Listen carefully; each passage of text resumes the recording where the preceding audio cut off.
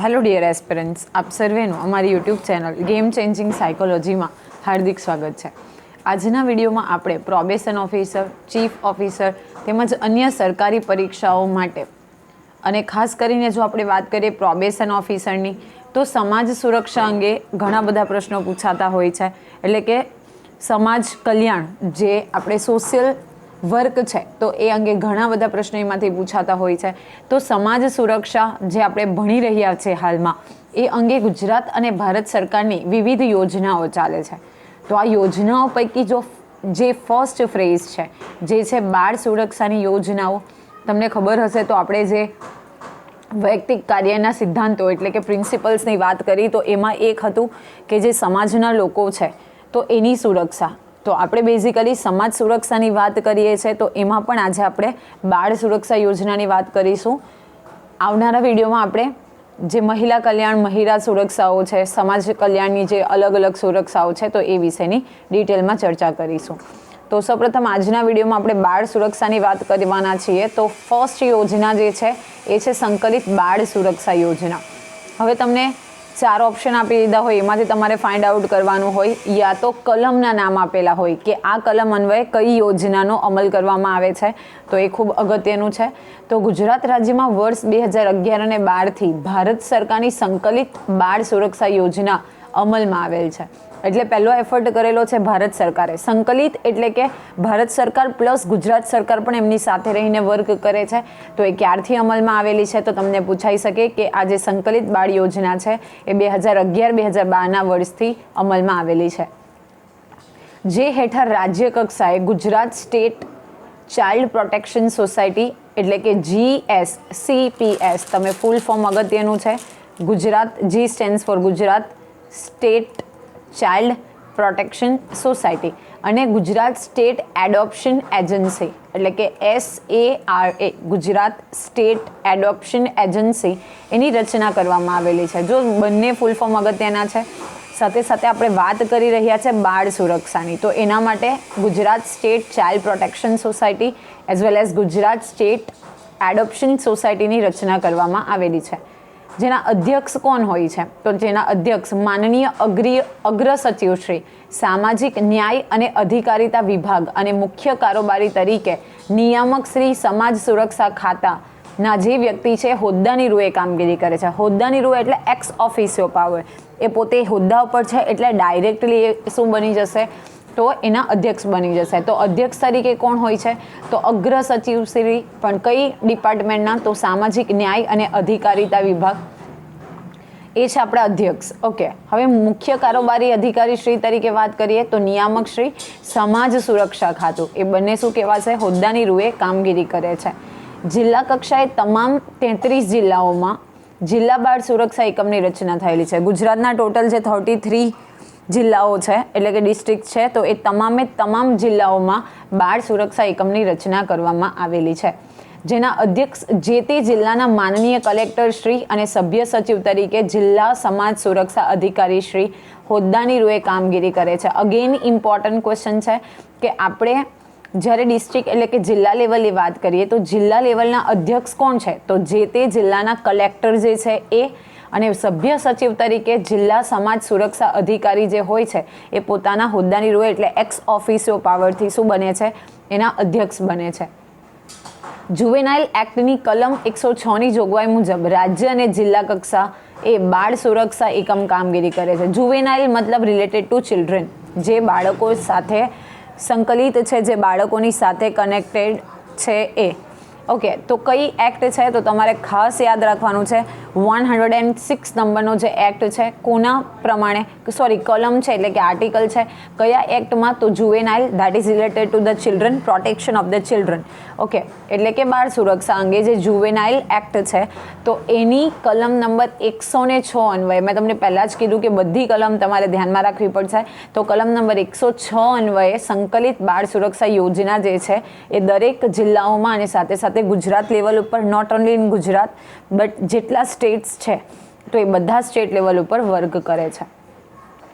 તો તમને પ્રશ્ન થવો જોઈએ કે શા માટે આટલું બધું બાળકો માટે કરવામાં આવે છે. તો મેં તમને અગાઉના પણ વિડીયોમાં કીધું હતું કે જે બાળકો છે એક પ્રકારનું સંશોધન છે, એટલે કે રિસર્ચ છે દેશ માટે. ઓકે, જેટલા આપણે એમને ડેવલપ કરીશું, જેટલા આપણે એમને પ્રોટેક્ટ કરીશું, તો ઇન ફ્યુચર આપણે આપણો જે દેશ છે એનો વિકાસ કરી શકીશું. જો પર્ટિક્યુલર કુટુંબથી ચાલુ થાય તો કુટુંબનો વિકાસ થશે, તો સમાજનો વિકાસ થશે, સમાજનો વિકાસ થશે તો રાજ્યનો વિકાસ થશે, રાજ્યનો વિકાસ થશે તો દેશનો વિકાસ થશે.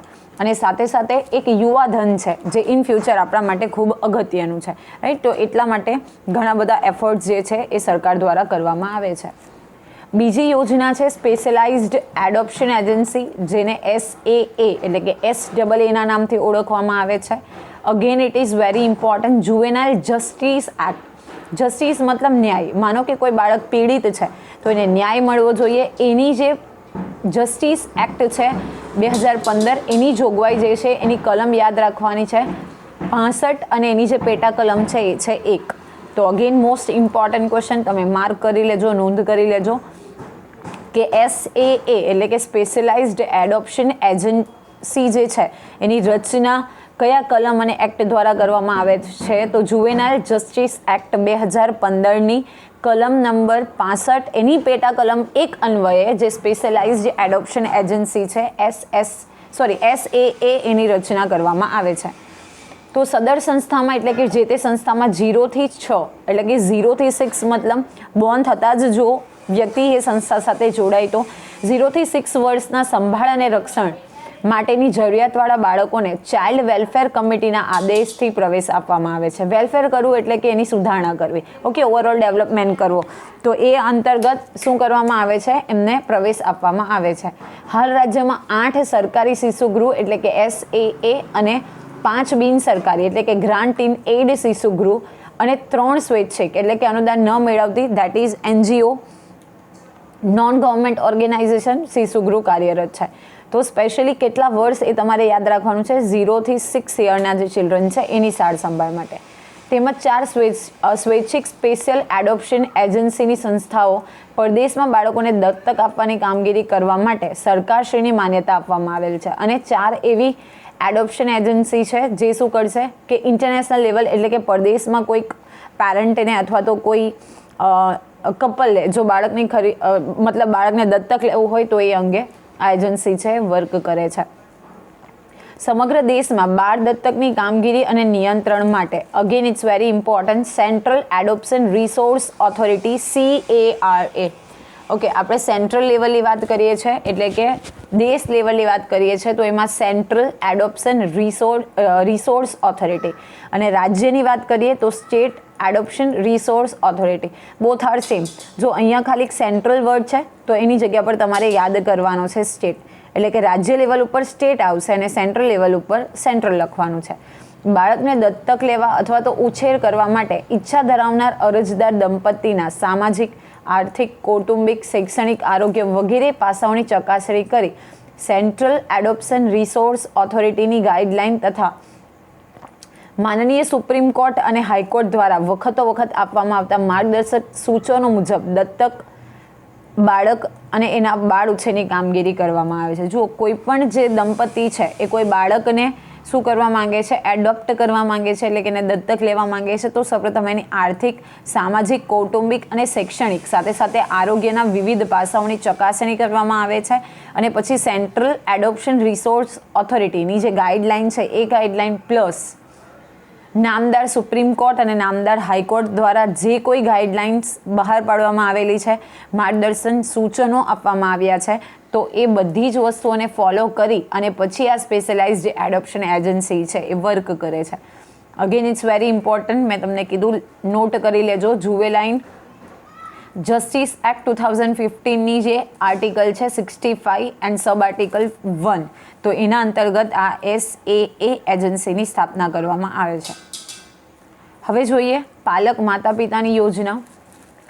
તો આ યોજના સમાજ કલ્યાણ અને આદિજાતિ વિભાગના ઠરાવ ક્રમાંક BCA 1078/1755 ઓકે રિલીઝ થયેલી ડેટ છે 26/12/1978 થી રાજ્યના અમુક વિસ્તારમાં અમલમાં આવેલો છે. અને ત્યારબાદ સામાજિક ન્યાય અને અધિકારિતા વિભાગના ઠરાવ નંબર અહીંયા તમને ઠરાવ નંબર આપેલો છે અને 2009થી સમગ્ર ગુજરાત રાજ્યમાં અમલમાં આવેલ છે. આ તમે નહીં યાદ રાખશો તો ચાલશે. This is for your information. તો ગુજરાતમાં ક્યારથી અમલમાં આવેલો છે એ તમારે યાદ રાખવાનું છે 2009થી. બાકી આ ઠરાવના નંબર્સ ને બધું તમે નહીં યાદ રાખો તો ચાલશે. ઓકે, તો પાલક માતા પિતા અંગેની યોજના શું છે? તો જે બાળકના માતા અને પિતા બંને અવસાન પામેલ હોય, એટલે કે ઓર્ફન ચાઇલ્ડ હોય અથવા પિતા અવસાન પામેલ હોય અને માતાએ પુનઃ લગ્ન કરેલ હોય તેવા અભ્યાસ કરતા અનાથ બાળકોની સંભાળ રાખતા નજીકના સગા વાલી કે સંબંધીને માસિક ₹3000 સહાય પેટે ચૂકવવામાં આવે છે. આ સહાય ડીબીટી ડાયરેક્ટ બેંક ટ્રાન્સફરથી ચૂકવવામાં આવે છે. તો જો અહીંયા કન્ડિશન તમારે યાદ રાખવી પડશે કે બાળકના માતા અને પિતા બંને અવસાન પામેલ છે, એટલે કે that child is orphan. Okay, અથવા એક કન્ડિશન છે કે પિતા અવસાન પામેલ છે અને માતાએ પુનઃ લગ્ન કરેલ છે, એટલે કે રીમેરેજ કરેલી છે. તો એવા જે બાળકો છે તો એની સંભાળ રાખતા જે નજીકના સગા છે, વાલી છે કે સંબંધીને મંથલી ₹3000 એઝ અ સહાય, એટલે કે એના હેલ્પ માટે ચૂકવવામાં આવે છે. અને આ સહાય ડીબીટી એટલે કે ડાયરેક્ટ બેંક ટ્રાન્સફર દ્વારા ચૂકવવામાં આવે છે. વચ્ચે કોઈ વ્યક્તિ આવતી નથી, સીધી જ એ રકમ જે છે એ ખાતામાં જમા થઈ જાય છે. ઓકે, જે બાળકોના માતા પિતા હયાત નથી, એટલે કે ઓર્ફન ચાઇલ્ડ છે અથવા પિતા મૃત્યુ પામ્યા હોય અને માતાએ પુનઃ લગ્ન કરેલ હોય તેવા 0 થી 18 વર્ષની ઉંમરના બાળકોનો આ યોજનામાં સમાવેશ કરવામાં આવ્યો છે. Again important, 0 to 18. Why I have already inform to you કે 0 કેમ? તો ઘણી વખત એવું બને છે કે માતા અને પિતા, માનો કે પિતાનું પહેલેથી અવસાન થઈ ગયું હોય અને પછી જ્યારે બાળકનો જન્મ થાય તો તે જ ઘડીએ માતાનું જો અવસાન થાય તો એવા, એટલે કે 0 વર્ષના અને 18 વર્ષની ઉંમર સુધીના જે બાળકો છે એનો આ પાલક માતા પિતાની યોજનામાં સમાવેશ થાય છે. નાઉ what are the terms and condition for that? તો પાલક માતા પિતાની વાર્ષિક આવક યાદ રાખવાનું છે. ગ્રામ્ય વિસ્તારમાં 27,000થી વધારે તથા શહેરી વિસ્તારમાં 36,000થી વધારે હોવાનો મામલતદાર શ્રીનો દાખલો અરજી સાથે રજૂ કરવાનો હોય છે. હવે જુઓ, તમે કોઈ પણ આવકના દાખલાની આપણે વાત કરીએ છીએ તો એની ઉપર મામલતદાર સિગ્નેચર કરશે. તો એ ગ્રામ વિસ્તાર છે તો એની આવક કેટલી હોવી જોઈએ? 27,000થી વધારે હોવી જોઈએ. અને જો શહેરી વિસ્તારની વાત કરીએ તો 36,000થી વધારે હોવી જોઈએ. સો અહીંયા મિનિમમ ઇન્કમ આપેલી છે, મેક્સિમમ ઇન્કમનો કોઈ ઉલ્લેખ થયેલો નથી.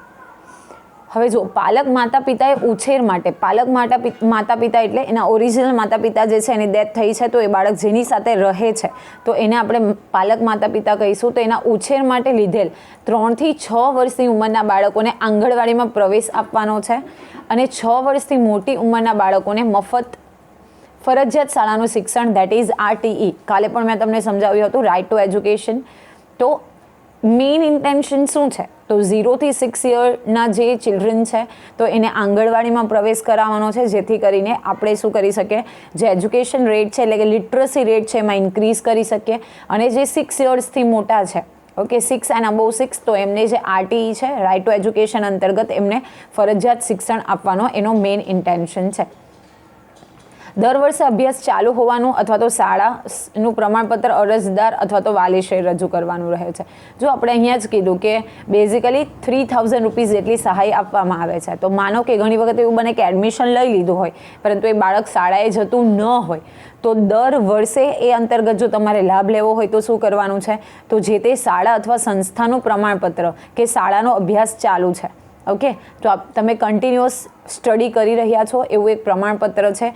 શાળા અથવા તો સંસ્થાનું એ પ્રમાણપત્ર જે અરજદાર વાલી છે કે જેમણે આ સહાય માટે અરજી કરેલી છે તો એમણે રજૂ કરવાનું હોય છે.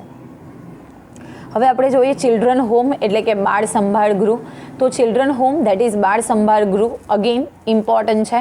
જુવેનાઇલ જસ્ટિસ એક્ટ 2015ની જોગવાઈ જે છે એ કલમ એટલે કે એક્ટ આર્ટિકલ નંબર 50 અને એનો સબ આર્ટિકલ 1 મુજબ, એટલે કે આ જુવેનાઇલ જસ્ટિસ એક્ટ 2015ની જોગવાઈ કલમ નંબર 50 એની પેટા કલમ 1 મુજબ ચિલ્ડ્રન હોમ એટલે કે બાળ સંભાળ ગૃહની રચના કરવામાં આવે છે. લાંબા સમય તેમજ ટૂંકા સમય માટે 7 થી 18 વર્ષના સંભાળ અને રક્ષણ માટેની જરૂરિયાતવાળા ચિલ્ડ્રનોને ચિલ્ડ્રન હોમ ખાતે ચાઇલ્ડ વેલફેર કમિટીના આદેશથી 18 વર્ષની ઉંમર સુધી પ્રવેશ આપવામાં આવે છે. જુઓ, 7 થી 18 વર્ષના બાળકો, આ તમારે યાદ રાખવાનું છે. એટલે that is one kind of hostel facility. Okay, ક્યાં સુધી એને સંભાળ રાખવામાં આવે છે? તો 18 વર્ષની ઉંમર સુધી એને એડમિશન મળે છે. 18 પછી મળતા નથી, કારણ કે ત્યાર પછી જે બાળક છે એ મેચ્યોર કેટેગરીમાં આવશે. ઓકે, અને આ જે 7 to 18 છે એ માઇનોર કેટેગરીમાં આવશે. ઓકે, એટલે કે એ પોતે ડિસિઝન પ્રોપર નથી લઈ શકતું. હાલમાં રાજ્યમાં 26 સરકારી ચિલ્ડ્રન હોમ અને 24 બિન સરકારી એટલે કે grant in add children home અને 51 એટલે કે 51 સ્વૈચ્છિક અનુદાન ન મેળવતી એટલે કે NGOs તરીકે કાર્યરત કરે છે. હવે જોઈએ observation home. The word it self will give you little bit hint. જે છે જુવેનાઇલ જસ્ટિસ એક્ટ 2015ની જોગવાઈ કલમ નંબર 47 એની પેટા કલમ 1 મુજબ. જો અગેન તમારે એક કામ કરવાનું છે, એક પેજ ઉપર આ બધી કલમ જે છે એ લખી લેવાની છે, તો એક્ઝામના ટાઈમ માટે તમારે ઇઝી રહેશે.